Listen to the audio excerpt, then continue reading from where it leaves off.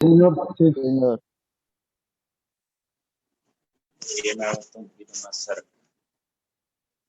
Bueno, lo primero es que tenemos que saber, bueno, ahí en la diapositiva ya encuentran mi nombre. Yo soy Celso Enrique Ávilas, cirujano vascular y angiólogo. Hice mi pregrado en la Universidad Nacional en Bogotá. Hice el posgrado de cirugía vascular y angiología en el Hospital Universitario de Cruces en España. Ya llevo 6 años de cirujano vascular aquí en la ciudad de Cúcuta. Pues trabajo en el hospital y en la clínica Medical Duarte. Siguiente diapositiva, por favor. Entonces, como definición de cirugía vascular, porque pues mucha gente confunde los términos cirugía cardiovascular con cirugía vascular. Digamos, la cirugía vascular es una rama independiente de la cirugía general e independiente de la cirugía cardiovascular.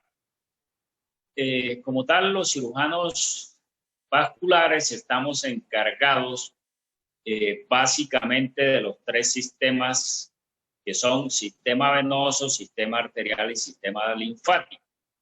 Nosotros tenemos la capacidad y el entrenamiento de manejar todas las patologías que se derivan de estos 3 sistemas, pero solo quedan excluidas de nuestra competencia la parte cerebral y el corazón, la parte intracardíaca como tal.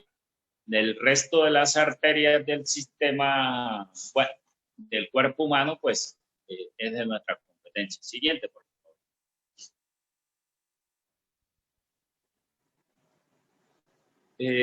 Como tal, pues ahí está esquemáticamente los 3 sistemas que nosotros tratamos y estudiamos: el sistema arterial, el sistema venoso y el sistema linfático. Ahí tienen descrita la anatomía de las principales arterias, venas y de los principales vasos linfáticos con sus ganglios y su conexión con el sistema venoso, ¿sí? Eso, pues, bueno, ustedes se lo repasan con calma, ¿no? Además, eso ya lo han visto. No vamos a andar nuevamente en eso. Siguiente, por favor. Siguiente. Solo para describir que el sistema arterial, pues las arterias como tal tienen 3 capas: la íntima, la media y la adventicia, ¿sí? Es un sistema de alta presión. Las arterias manejan alta presión, contrario a las venas que manejan una presión muy baja. Sí, la presión arterial, ustedes la conocen muy bien, alrededor de 120 milímetros de mercurio, mientras que una presión venosa, ¿sí?, alcanza 5 o 10 milímetros de mercurio, que de hecho casi siempre se mide en centímetros de agua. Ahí está claramente descrita la dirección del torrente sanguíneo: sale del corazón, pasa por las arterias, arteriolas, capilares, que ahí es donde se produce el intercambio con los tejidos, y retorna otra vez al corazón a través de las péndulas, que son las venas pequeñitas, y después pasa las venas como tal. Ahí están claramente descritas las placas y se ve claramente cómo en los procesos crónicos, ¿sí?, se va obliterando las arterias con placa de aterosclerosis. Siguiente, por favor. Esta es una representación esquemática de cómo es una vena habitualmente, ¿sí? Las venas tienen las mismas 3 capas, pero son más delgadas. La vena se deja comprimir fácilmente. Una vena usted le pone el dedito y ya la comprime. Mientras que para usted comprimir una arteria, tiene que hacerle mucha fuerza, por lo mismo que decíamos ahorita, porque manejan alta presión, ¿sí? Y porque sus paredes son más gruesas, tienen más la capa media elástica mucho más fuerte. Y además, otra característica importante es que están provistas de válvulas. Las válvulas son súper importantes para evitar el reflujo, para evitar que esa sangre que tiene poca presión se me devuelva, no me avance, ¿sí? Entonces, las válvulas hacen que la vena trabaje el flujo en un solo sentido, ¿sí? Y que ese flujo se pueda regresar. Entonces, ahí se ve claramente cómo es una válvula interna. La válvula está compuesta por unas capitas que se llaman velos valvulares, ¿sí? Que son esas. Cuando uno abre una vena, pues la puede ver intraoperatoriamente de esa forma. Cuando las venas pierden la competencia valvular, entonces ya hablamos de un reflujo venoso, ¿sí? Entonces ya hay un daño valvular, entonces ya la válvula, la sangre se puede regresar. Hay lo que se llama un reflujo. Siguiente, por favor. Y bueno, otro componente que es un poco olvidado y que a veces la mayoría de los médicos que no son cirujanos vasculares no lo tienen muy presente, es el sistema linfático, pero él siempre está ahí, ¿sí? El sistema linfático es el que se encarga de recoger el transudado, el líquido remanente intersticial que queda dentro de los tejidos, ¿sí? Se supone que hasta 1/10 parte de la bulimia va por los vasos linfáticos. Y además cumplen funciones muy importantes en el sistema inmunitario, en el transporte de vitaminas. Entonces, el sistema linfático, pues no lo podemos olvidar, porque él está ahí cuando hay patología linfática. ¿Qué es lo que se va a producir? Edema. ¿Por qué? Porque el tejido, el tejido no puede drenar ese líquido intersticial y entonces se acumula. ¿Y qué vamos a tener como resultado? Pues edema. Siguiente, por favor. Bueno, aquí en esta diapositiva grande con todo eso escrito, esas son las principales patologías a las que nos dedicamos los cirujanos vasculares, ¿sí? Aneurismas, traumatismos vasculares. Ya saben que estamos en un ambiente lamentablemente de mucha violencia, donde ahí se ve cada rato traumatismos vasculares por diferentes mecanismos, además los accidentes de tránsito, etcétera. Vamos a tener las patologías venosas, las varices, etc. ¿Sí? De todo eso hay como 5 patologías que es lo que representan el 90% de nuestro día a día, ¿sí? Como son los aneurismas, los traumatismos, los pies diabéticos y la patología de las úlceras venosas. Siguiente, por favor. Bueno, en esta diapositiva, esto es un poco lo que vemos en el día a día. Los pacientes que sufren traumatismo, los pies diabéticos, los deditos negros, como dice la gente. Allá hay un paciente con un dedito negro, entonces ya uno sabe que lo está esperando. Una patología arterial crónica, ¿sí? Una isquemia crónica, que hay que estudiar y que hay que tratar para evitar que ese paciente pierda la extremidad. Siguiente, por favor. Esto también lo vemos día a día. El paciente que está de pie es un paciente ahí que le ven como una bola cerca de la rodilla, pues esa bola es una varice que está tan grande que parece ahí como una bolita de ping-pong, ¿sí? de la gran dilatación que tiene la safena. Y bueno, los otros son pacientes que, la de arriba es una señora que llegan de forma muy frecuente con úlceras extensas, avanzadas, muchas veces contaminadas con gusanos, con miasis, etcétera. Y también se ven patologías con tumores tipo malformación arteriovenosa. Siguiente, por favor. Esto es un poco el día a día nuestro, ¿sí? Y aquí la parte de los traumatismos. Bueno, estas fotos son un poquito viejitas porque ya me aburrí de tomar fotos porque cada rato, mejor dicho, este es el pan nuestro de cada día.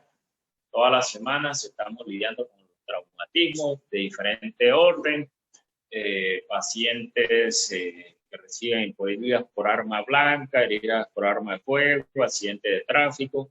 La paciente que está arriba es una paciente que vino con un accidente de tráfico, que tuvo arrancamiento de la arteria femoral, esa gran ebullición de tejido, etcétera. Ese es un poco el pan nuestro de cada día también. Siguiente, por favor.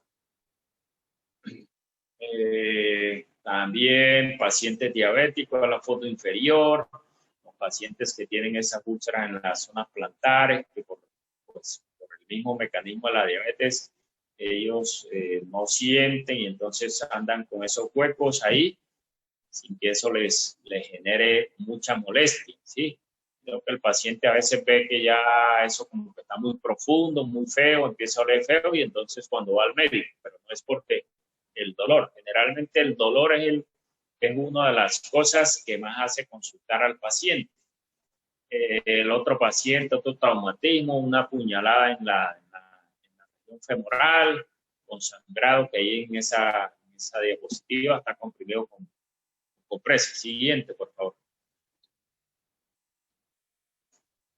Entonces, siempre que uno aborda un paciente, tiene que ir a saber qué es lo que quiere buscar en el paciente. Y lo que uno quiere buscar es llegar a un diagnóstico para que con ese diagnóstico poder instaurar un tratamiento. Entonces, yo tengo que saber qué le voy a preguntar al paciente, cómo le voy a, para que él me pueda dar esa información. Señor, ¿usted cómo le pasó eso? ¿Cómo le inició? ¿Cuándo le inició? ¿Hace cuántos días? ¿Hace cuántos meses? ¿Cómo le apareció? Etcétera. Intentar hacer una labor un poquito detective para poder, con esa información, llenarme de datos que me puedan llegar a un diagnóstico concluyente, ¿sí?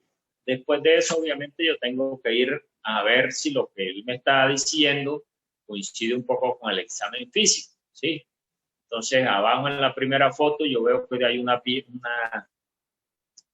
bueno. Dele ahí al enter. Eso. Entonces, ahí hay una foto que un señor tiene una pierna más hinchada. Eso igual a que tiene una trombosis, ¿sí? El otro paciente tiene unas varices. El otro paciente tiene una úlcera. Siguiente, por favor. Entonces, bueno, les comentaba que siempre va a haber un examen físico general al paciente, pero aquí nos vamos a centrar en el examen físico vascular o cardiovascular, ¿sí? Entonces, para eso necesitamos hacer una buena auscultación pulmonar que nos descarte que el paciente no tenga un soplo cardíaco, que no tenga una arritmia cardíaca, ¿sí? Que no tenga un soplo carotidio.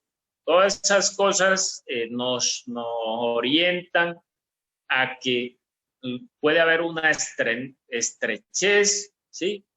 Una estenosis, que es el término que se utiliza en cirugía vascular, no hablamos de estrechez, sino de estenosis, una estenosis al nivel arterial, ¿sí? También tenemos que hacer una valoración neurológica porque mucha de la patología carotidia está asociada con sintomatología neurológica. Siguiente, por favor. Bueno, digamos, el examen cardinal de nosotros en cirugía vascular es la palpación de los pulsos. Los vasculares trabajamos a base de palpar los pulsos, ¿sí?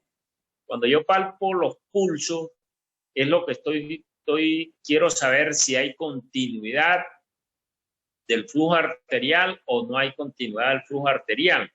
Entonces, por eso es tan importante palpar los pulsos, porque el pulso me va a decir si la arteria está indemne y trae la onda de pulso hasta aquí, o no, la arteria está ocluida o tiene muchas estenosis que interrumpe la onda de pulso. Por eso, como les digo, el punto el centrado en nosotros los vasculares en el examen físico está en palpación de los pulsos. nosotros trabajamos y eso es lo que más hacemos. Y es de suma importancia para un médico saber palpar bien los pulsos. Por otra parte, pues también está la ocultación de soplo, de frénitos, pero que también es muy importante saberlo hacer y saberlo explorar. ¿Sí? Bueno, cuando el paciente tiene úlceras, tenemos que saber cuál es la localización, tenemos que intentar saber si estas son de origen isquémicas o venosas, ¿sí? Y ahí están las... Después vamos a hablar un poco más de eso. Siguiente, por favor.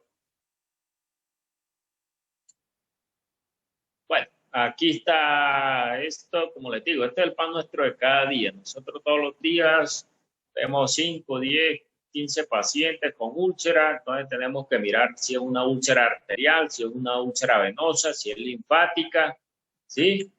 O si es una úlcera que tenga varios componentes. Hay úlceras arteriovenosas, hay úlceras venolinfáticas, en fin. Ese ya es un poco el trabajo en sí del vascular, pero el médico que no es vascular tiene que tener una orientación clínica de saber si es un paciente una úlcera arterial o es venosa, mínimo es eso, ¿sí? Como tal, las úlceras arteriales se caracterizan porque son distales, aparecen ya de los tobillos hacia abajo.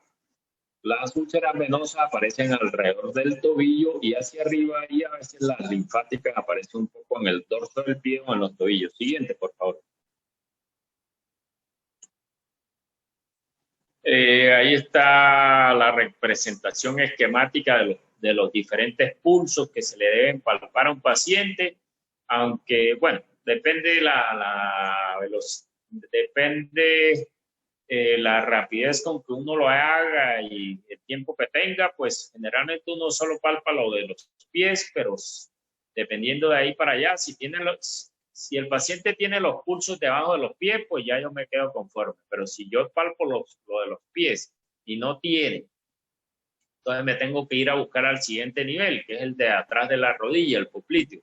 Si no tiene popliteo, me tengo que ir al siguiente nivel, que es el femoral. Entonces siempre empiezo distal, pero si hay distal, pues ya yo doy por sentado que tiene el resto. Y lo mismo en las extremidades superiores. Siguiente, por favor. Bueno, pues cuando uno hace todo el ejercicio de preguntarle a un paciente y examinarlo, pues cuando ya uno tiene una información que le da para hacerse un diagnóstico presuntivo. Ese diagnóstico presuntivo yo lo tengo que confirmar o corroborar. Siguiente, por favor.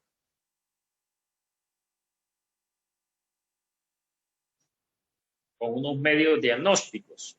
Esos medios diagnósticos primero van a ser no invasivos y después van a ser invasivos. Eso dependiendo de si el paciente es operable. Si a mí me llega un paciente de 88 años con una úlcera arterial, un paciente que ya yo veo que no, bueno, que no tengo mucho que ofrecerle porque es un paciente muy mayor, es un paciente que no deambula, pues, y yo veo que es un paciente no operable, pues no le gasto medios diagnósticos invasivos.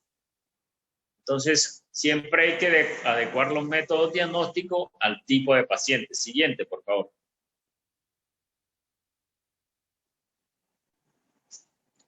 Entonces, los métodos diagnósticos, como saben, pues se dividen en no invasivo e invasivo. Pues la palabra clara lo dice. Invasivo generalmente necesita de la inyección de un medio de contraste, ¿sí?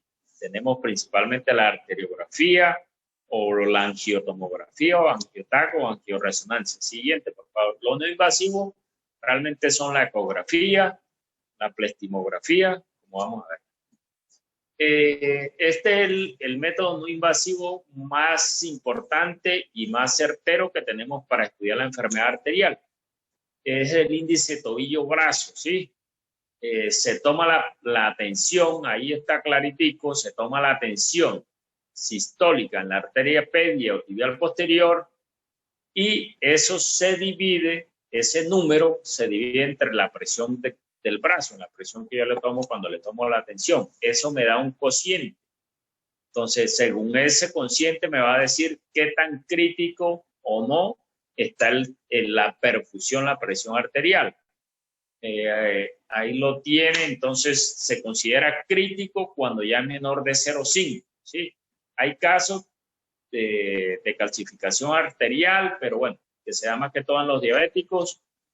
Pero bueno, después les aclaro eso más adelante cuando veamos la clase de pie diabético. Siguiente, por favor.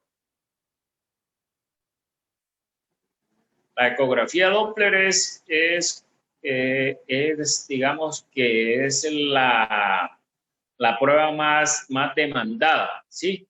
Para estudiar la patología arterial y venosa. A veces hasta los mismos pacientes y familiares llegan exigiéndolo, doctor, y no me va a mandar una ecografía Doppler. Unos, pues, obviamente uno tiene sus criterios clínicos para saber cuándo la debe mandar y cuándo no. Si un paciente tiene buenos pulsos, pues ¿para qué le voy a mandar una ecografía arterial? Si yo sé que el árbol arterial sí tiene buen pulso medio, pues es que está bien. Lo mismo si yo no le veo unas venas importantes, pues tampoco le mando una ecografía venosa. Entonces, pues hay que saber cuándo mandarla y cuándo no. Siguiente, por favor.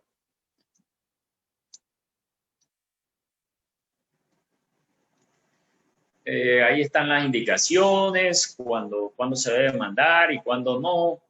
Generalmente la interpretación, es importante que se sepan la interpretación, porque ahora los radiólogos, ellos en el reporte hablan es de onda bifásica, trifásica o monofásica.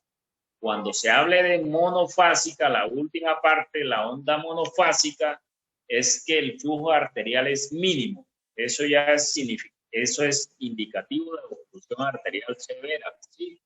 Entonces, él pone onda media monofásica. Entonces, ¿qué ya debe saber el médico?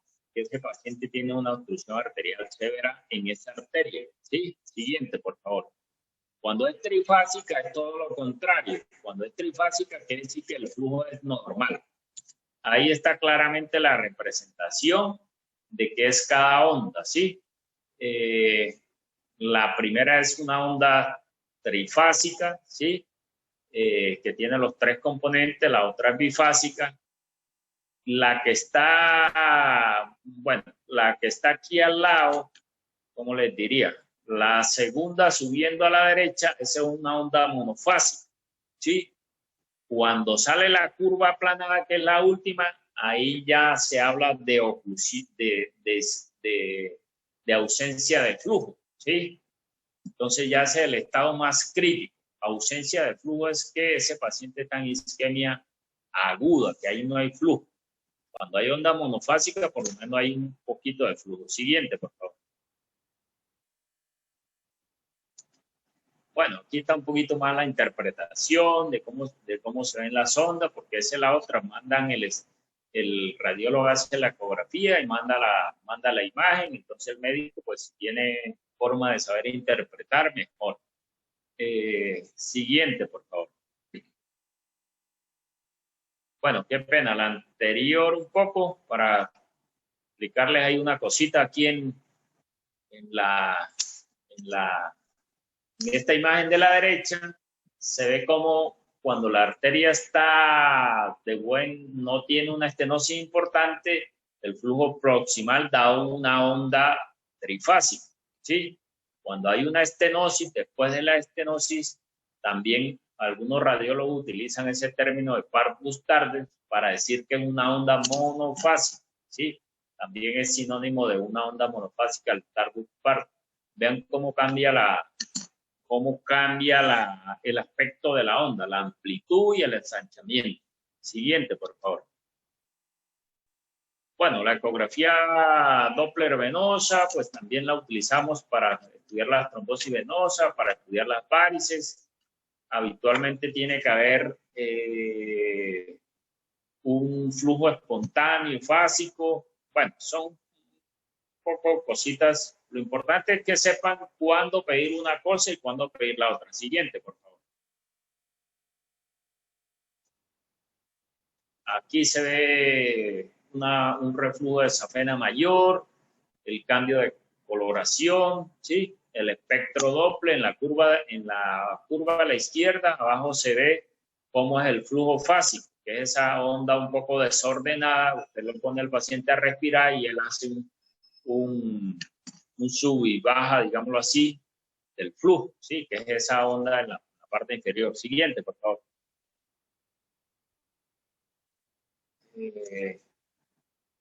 Esto también, el Doppler es la mejor herramienta para estudiar trombosis venosa profunda. Como en la diapositiva a la derecha, hay una trombosis marcada, se marca la vena, la arteria poplitea, la de color rojo, pero la vena, que es la que va por arriba, no marca color. Eso quiere decir que está ocluida, trombosada, porque no da color. Siguiente, por favor. Bueno, la plestimografía es un examen que a mucha gente le parece algo, bueno, impopular o mejor dicho, la mayoría de los médicos que no son vasculares no saben ni qué es una plestimografía, ¿sí? Entonces lo ven por allá como algo muy lejano, como algo muy sofisticado. La plestimografía, pues, vamos enfocando en la arterial, que es la que se hace y tiene vigencia actualmente, porque la venosa era un examen que se hacía cuando no teníamos la herramienta del ecodoppler, o sea que ya eso quedó archivado. Entonces concentraremos en la patología arterial, en la plestimografía arterial. Siguiente, por favor.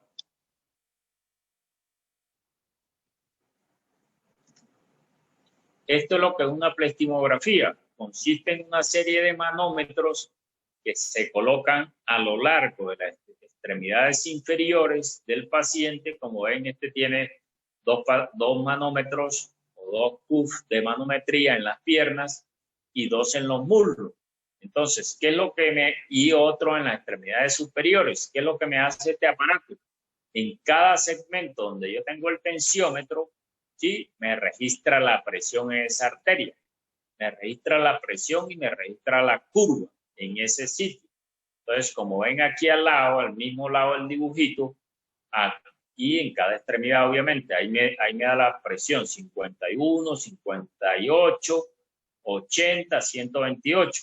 Eso quiere decir que la presión va cayendo. Eso es igual a que hay una obstrucción arterial, porque no debería haber una caída significativa entre las presiones, ¿sí? Y además, como ven, la morfología de la curva también cambia. La curva se va haciendo más aplanada a medida que va haciendo distal. Entonces, esto es lo que es una plestimografía, el registro de las curvas, ¿sí? De las ondas en cada segmento arterial. Hay plestimógrafos que este es de los mejores, que tiene 4, pero hay otros que solo tienen 2 y 3 manómetros. Siguiente, por favor.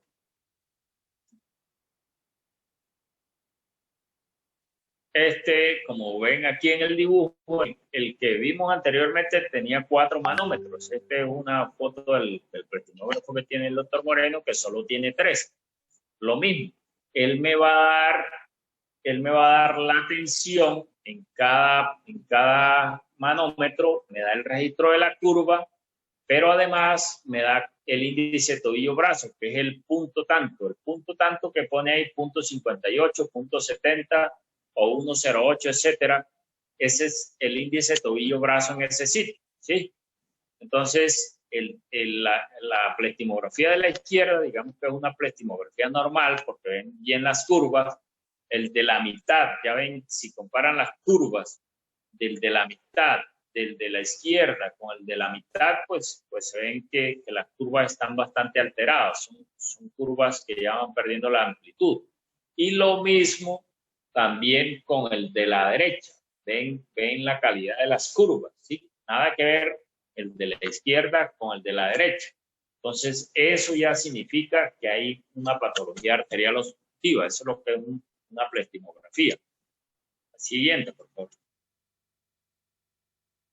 Bueno, aquí entramos al campo de los diagnósticos invasivos, dentro del cual la arteriografía es pues la prueba reina o el gold estándar que nosotros más hacemos, ¿sí? Esa es la que nos va a decir qué es lo que pasa con las arterias, dónde están tapadas, dónde no, cuándo se... Y bueno, generalmente uno cuando hace una arteriografía es que ya piensa o tiene en mente operar a un paciente. Ahí están las indicaciones y muy importante las complicaciones, porque hacer una arteriografía pues es como dijimos, un examen invasivo que a veces tiene hasta riesgo de muerte del paciente. De hecho, se nos han muerto varios pacientes solo con hacer una arteriografía. Adelante, por favor. La arteriografía se hace con la técnica Seldinger, que es la misma técnica que se hace para crear acceso vascular a nivel de catéter venoso central.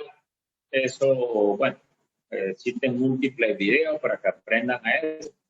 Y entonces no vamos a profundizar en eso. Pero pues está bien que se sepan la técnica porque eso es, bueno, de dominio médico que debe saber. Adelante.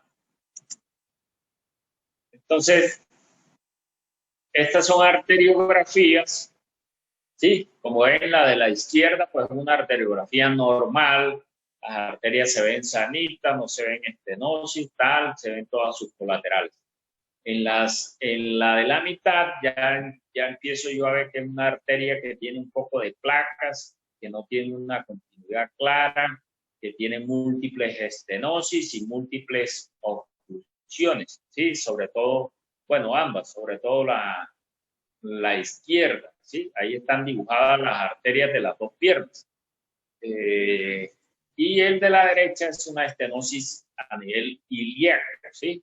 Entonces ven la aorta terminal se bifurca en las ilíacas y en la ilíaca derecha se ve un poquito estenosada, tampoco es mucho, la verdad. Siguiente, por favor. Esta es una arteriografía de un aneurisma de aorta, se ven claramente, ahí se ve el catéter ese que asciende, que tiene unos punticos brillantes, que es el catéter por el que se inyecta el contraste, ¿sí? Se inyecta el contraste a través de ese catéter y le dibuja la arteria. Se ven claramente los riñones, ¿sí? Las arterias renales, y debajo de las arterias renales se ve una gran dilatación de la aorta, que es el gran aneurisma de aorta abdominal.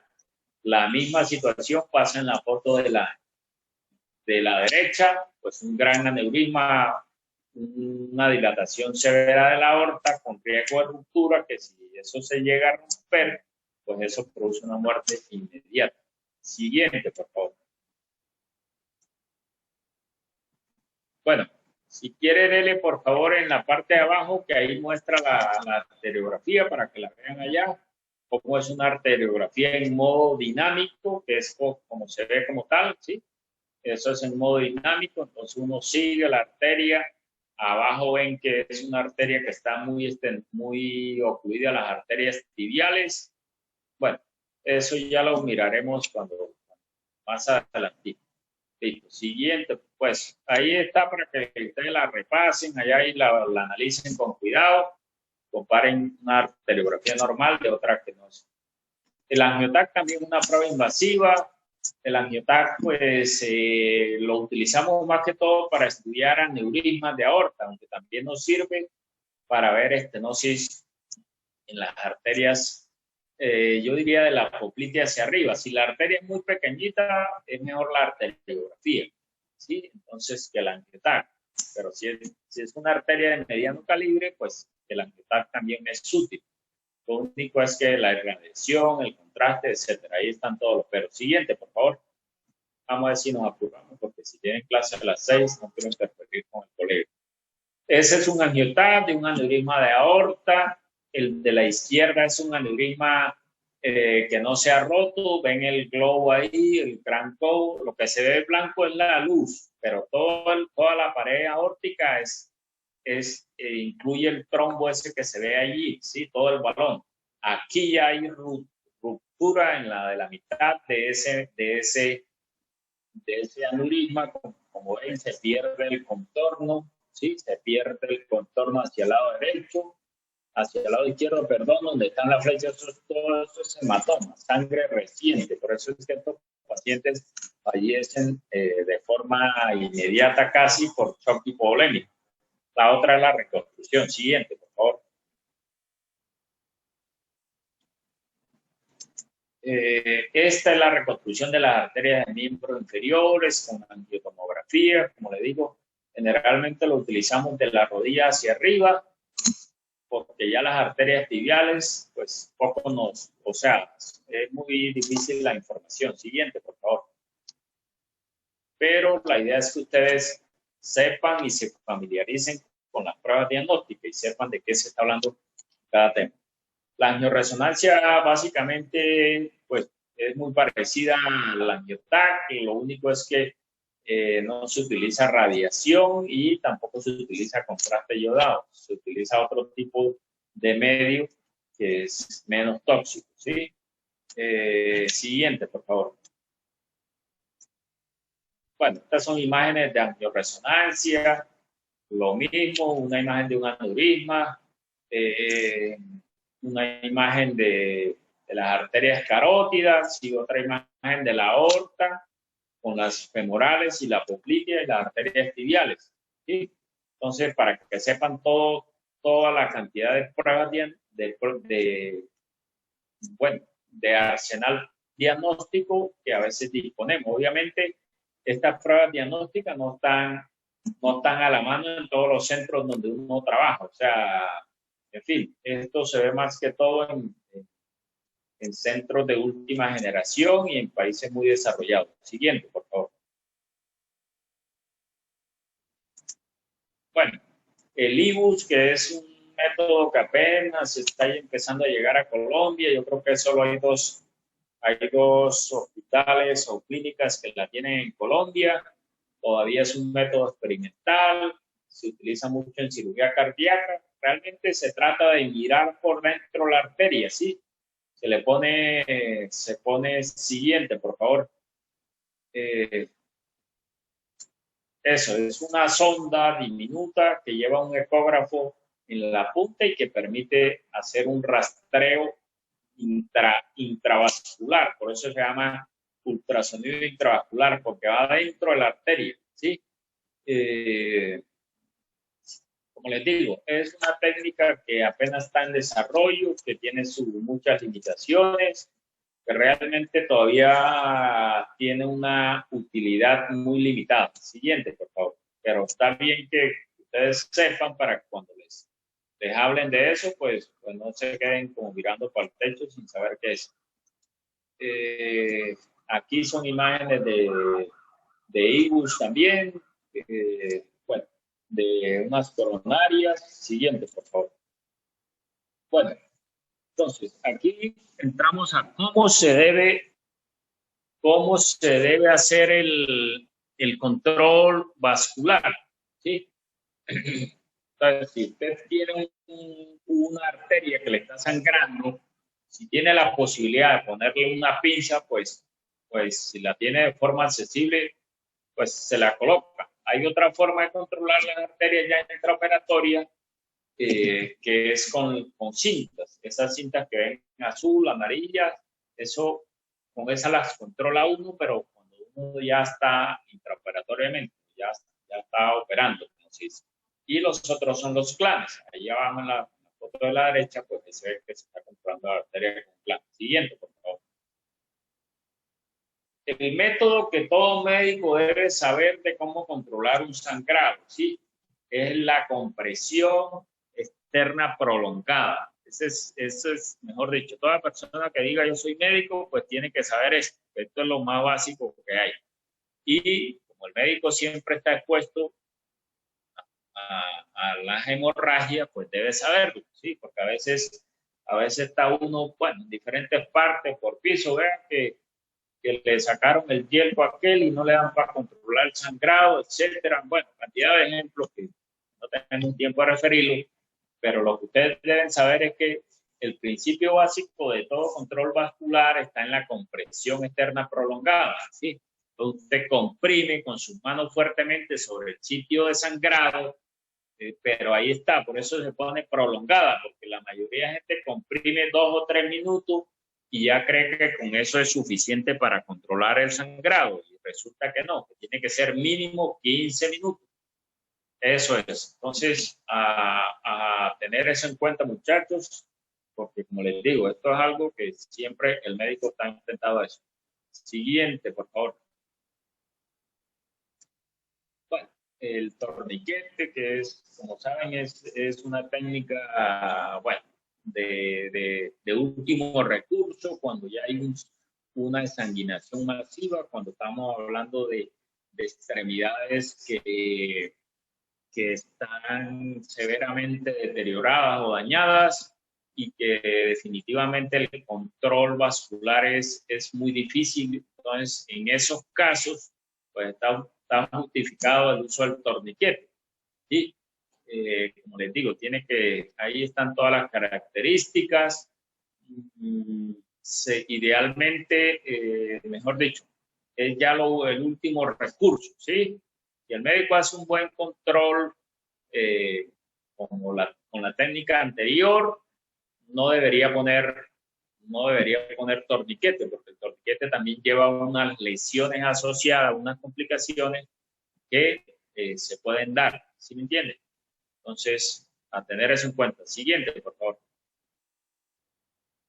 Bueno, estas son las formas de controlar las arterias intraoperatoriamente, como les digo, con las cintas, con los clanes. Esto ya digamos que esto es un poco ya cuando uno está operando un paciente con una arteria femoral, que es lo que se ve ahí, ¿sí?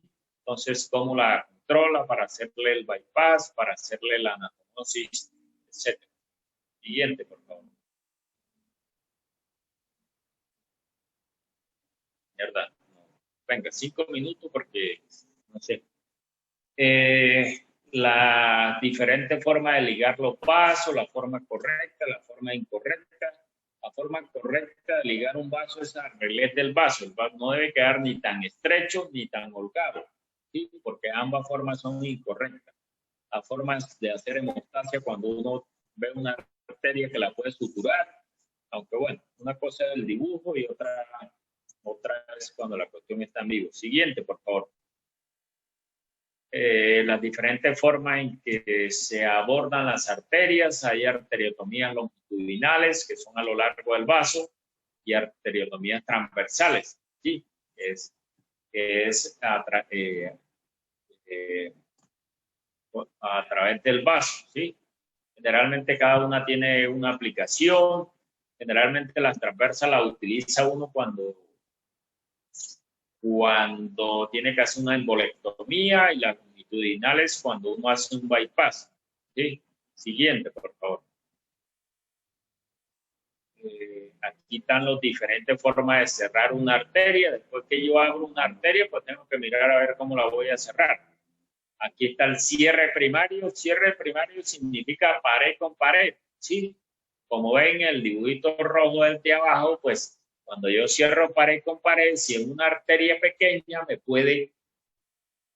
se me puede estenosar, se me puede disminuir el diámetro, y eso a veces conlleva riesgo de estenosis, ¿sí? Acá lo ven también en el dibujo de la derecha. Entonces, eso es lo que es un cierre primario, ¿no? Que hizo cierre primario es que no le puso ningún material, sino que cerró pared con pared. Siguiente, por favor. La otra forma de cierre es angioplastia con parche. Entonces yo pongo un material protésico, se lo pongo a la arteria encima y suturo por un lado y por el otro para evitar casualmente eso, que la arteria se me estenose. ¿Sí? Entonces, así yo lo que hago es que la arteria quede con mayor calibre de lo original, ¿sí? Mantenga su calibre o quede un poquito más grande. ¿Por qué? Porque yo necesito evitar que la arteria se me estenose, se me tape. Siguiente, por favor. Bueno, los diferentes tipos de anastomosis vasculares, término terminal, término lateral. Siguiente, por favor. Laterolateral. Término terminal, como su nombre lo indica, es boca con boca, digámoslo así, ¿sí? Que a veces la boca es recta o a veces oblicua, o achaflanada, etcétera, pero siempre boca con boca. Siguiente, por favor.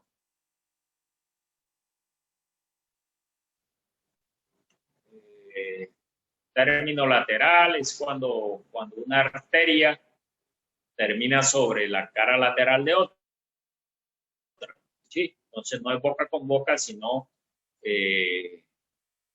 la parte terminal de una en la parte lateral de la otra. Eso se utiliza más que todo en los bypass. Es un bypass con una aortofemoral, ¿sí? En la prótesis que se ve ahí, el material cosido sobre la arteria femoral, ¿sí?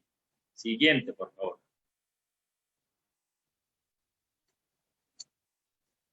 Lateral, cuando se unen dos arterias o una vena y una arteria en ambas caras, sí, esas son técnicas que tienen sus aplicaciones más que todo en las fístulas, aunque bueno, dependiendo de la técnica quirúrgica que uno quiera hacer, pues la hace, pero lateral quiere decir que ambas se suturan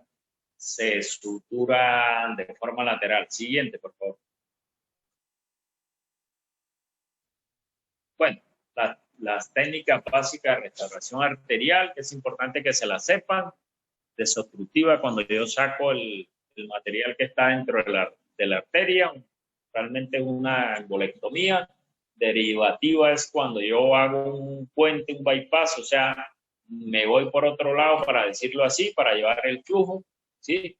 Sustitutiva es cuando ese segmento enfermo yo lo reseco y pongo otro que puede ser un material protésico o puede ser una vena, etcétera. Y la angioplastia con parche, lo que habíamos hablado ahora, pongo un parche para evitar que la arteria se tenose. Siguiente, por favor.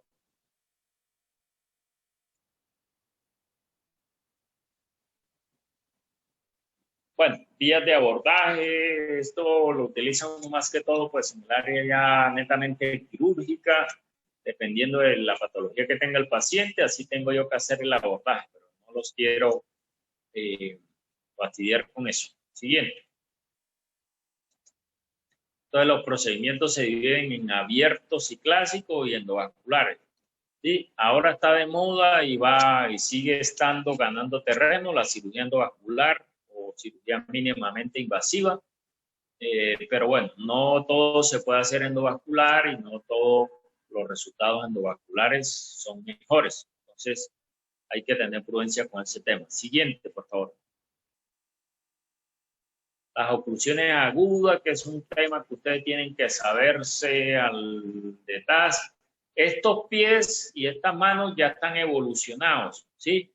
Aquí cuando generalmente lo que siempre les digo es, hay que evitar, el médico debe ser capaz de diagnosticar el paciente antes que llegue a este estado, porque cuando llega a este estado, al médico vascular ya no le queda sino ordenar una amputación. Pero si el médico ve el paciente, como aquí en la cuarta foto, que todavía no tiene una gangrena, sino que está empezando a ponerse moradito, azulito, pues ahí uno puede actuar. Pero si ya está, tiene la pata negra o la mano negra, pues ahí ni modo. Siguiente, por favor. Bueno, este es un catéter de Fogarty, que es una de las armas principales que tenemos nosotros para sacar trombo a las arterias. Es como una sonda vesical que tiene, obviamente, mucho más diminuto, que tiene un baloncito en la punta que se infla y uno pasa y extrae el catéter, el trombo. Siguiente, por favor.